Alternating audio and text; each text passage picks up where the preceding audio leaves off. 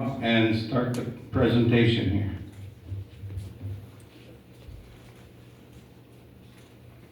Good evening, everyone. Thank you for waiting. I was currently at volleyball practice or volleyball tryout, so that's important too. So welcome to this meeting. I've worked with PDAP since, I guess we got back from evacuation, so I was part of their provincial disaster assistance program, and I was their coordinator and accounts kind of person. So I've worked on this housing project quite a bit in the last 4 or 5 weeks, just trying to figure out how many units we need to get in, who needs a unit, what it's going to look like, and the costs and pricing and stuff that'll go along with that. So it's been a lot of work, but we're going to get some houses for some people, I feel. So we are pleased to have Colliers here today and who are helping to develop the temporary housing work plan. We also have Jeff Brown and others from the recovery task team who have been working with us to support Denera Beach residents during the recovery. Before we get to the presentation, Bruce Fiddler already introduced everybody. So here we go. Ooh, fancy.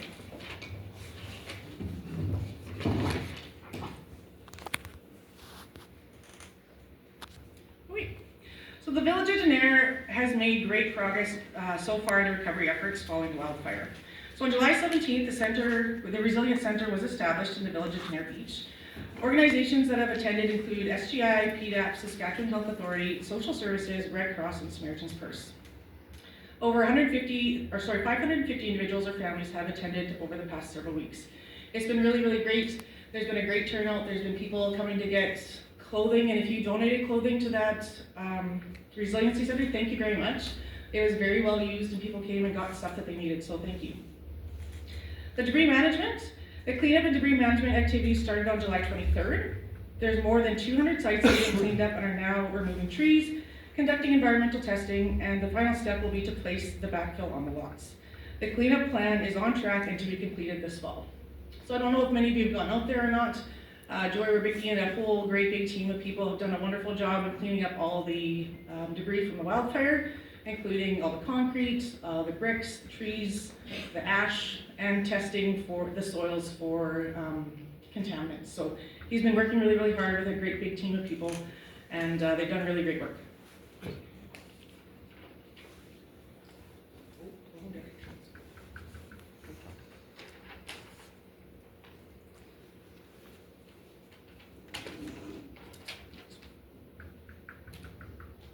As part of the recovery efforts, the Village of Denera Beach distributed needs assessment survey for displaced residents.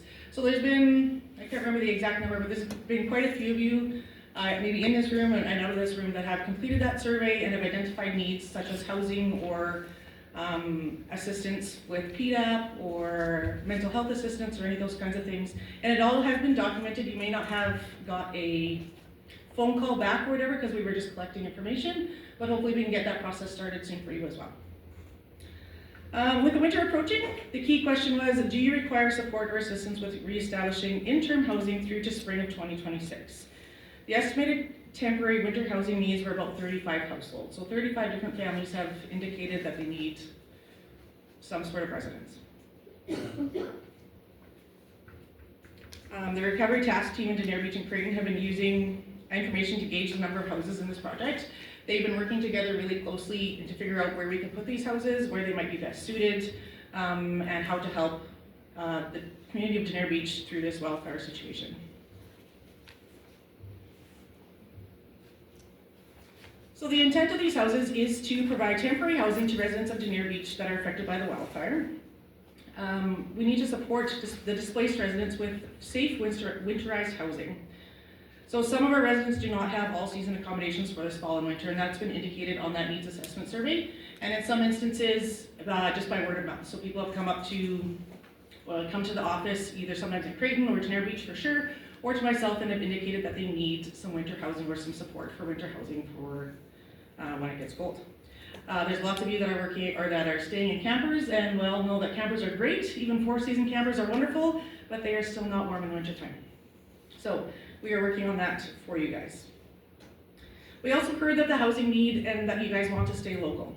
Local to Denera Beach, which will allow people to retain a sense of community, which is important for everybody in Creighton and Denera Beach, as well as to keep its residents here and not have them displaced in many different provinces in this case, which is critical at this time when residents are currently displaced in Uniport. We also heard that the housing capacity within Denair and Creighton is currently limited, which I'm sure doesn't come as a surprise to any of you. So if any of you that are needing a home and have tried to find something to rent, it hasn't been easy. Everything is rented and there's basically nothing left. So we're trying to come up with a solution for that for you. So here is the site selection that we have indicated in Creighton that is available for temporary housing needs. So there's 5 lots in the Creighton trailer court that have been identified that could be used for housing units to be placed. 5 lots have been identified, yep, and they're ready for the temporary housing. They are indicated in the blue there. So if you know what the trailer court looks like in Creighton, you can kind of give yourself a visual image of where those lots might be. If you took a drive around, they're clearly empty lots. They might have a trailer sitting on, like a camping trailer or something maybe sitting on it. But so those are the spots that are available in the trailer court. The next indicated site selection would be on Collins Crescent. So Collins Crescent is right behind Collins Street, hence the name. And the town of Creighton has offered their lots on Collins Crescent subdivision for a placement of temporary housing. So approximately 12 serviced sites are available in this subdivision, with most lots being able to accommodate 2 units per lot. The Ministry of Government Relations, Building and Technical Services branch has determined that placing 2 units per lot would meet the National Building Code for spatial separation. So if you look at that diagram right there, so Collins Crescent is right behind Collins Street, obviously, and we're going to use as many as we can. That goes right beside Gibson's Way. So Gibson's Way kind of comes down on this corner of this first diagram where it's not indicated, and that would be where that road is, and then we would use all the lots up to Northern Growing Disabilities would be on that side, and then all the lots across from it.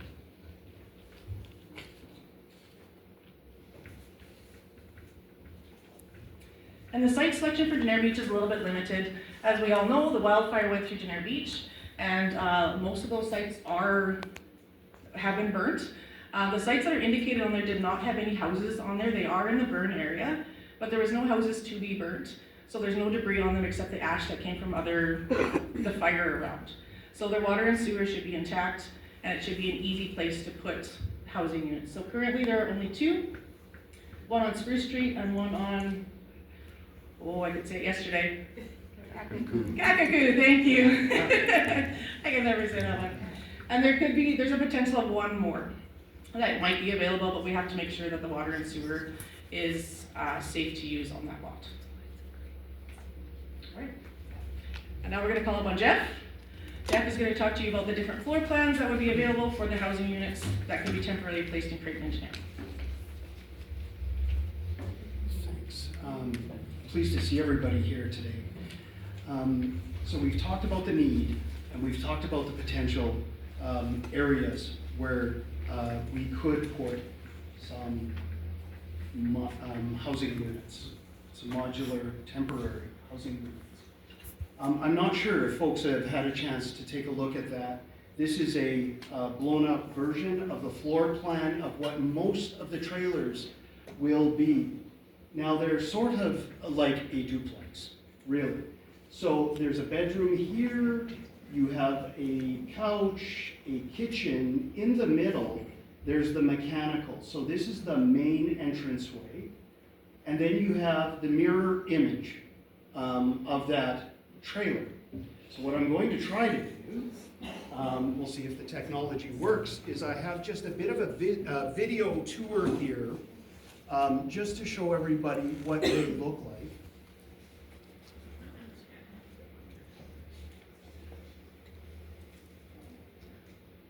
Okay.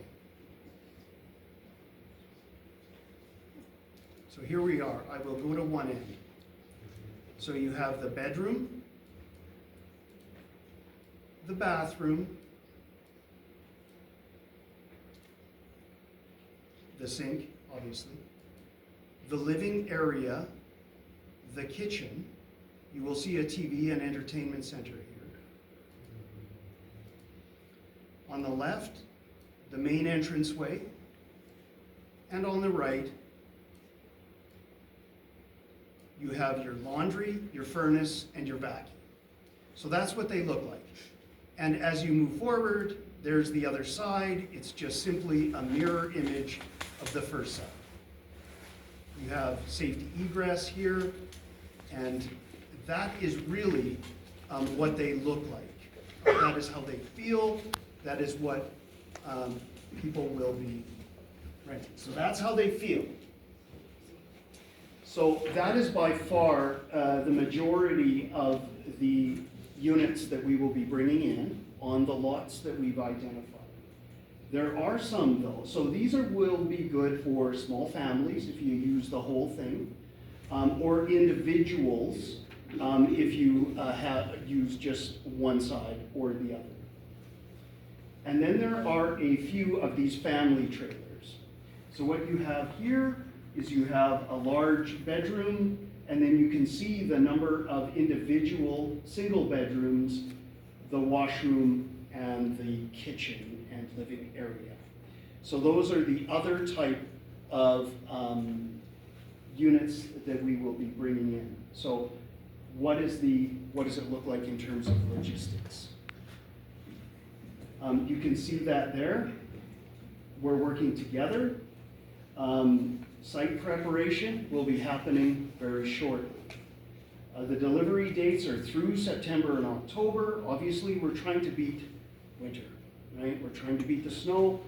The service connections, September and October. And right now, the plan is for the moves to begin in October.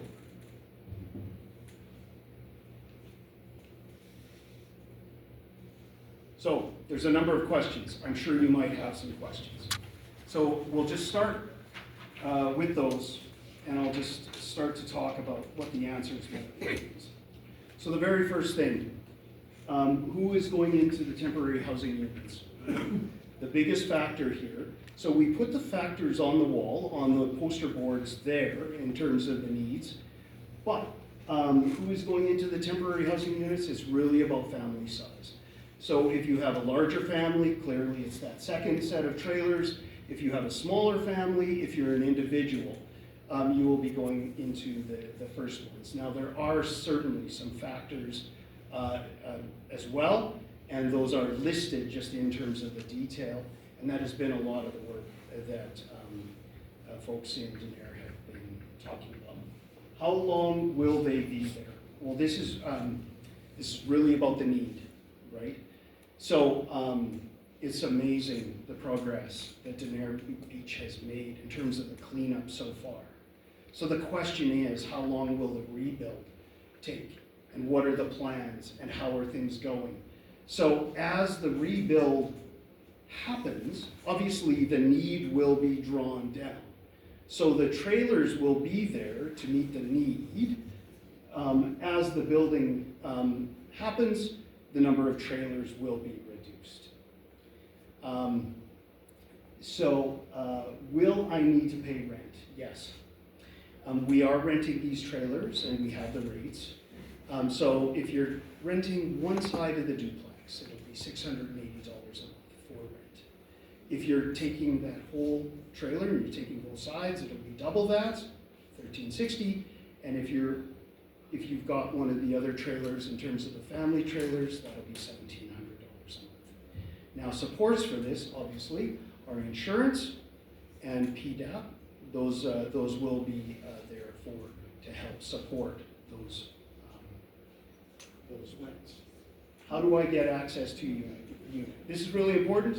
I'm hoping that those who have a need have filled out the needs assessment form, and if you have not, please feel free. They're right by the door, and we really would encourage people to fill out the entire form. There's a section right there in terms of the housing, and so we're hoping that folks fill those in and make sure that you've got your names in there for the homes so that we can plan and so that we can address your needs.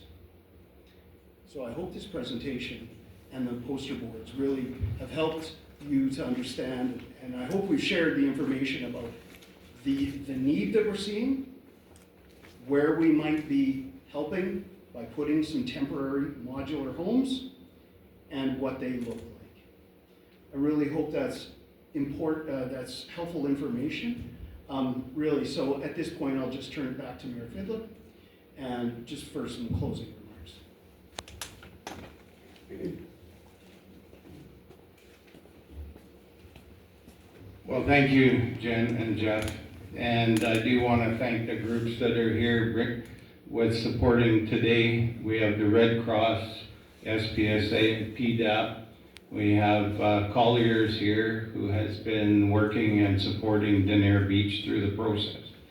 So we as a community of Creighton have felt it very, very important that we work with Denier Beach and this housing group to help to bring some support to the residents of Denier Beach who have lost their homes. They are our neighbors, so we feel it's very important for us to do. Now, I'm sure there's a lot of questions, but I'm gonna ask that your questions, if they're for these groups on the side here, take the time and go in and talk to them. I don't have all the answers. Do that. I want to thank you all for coming, but I will stay here, and if anybody has questions for the town, I'd be more than happy to stay here and talk to you about your questions. So, thank you very much.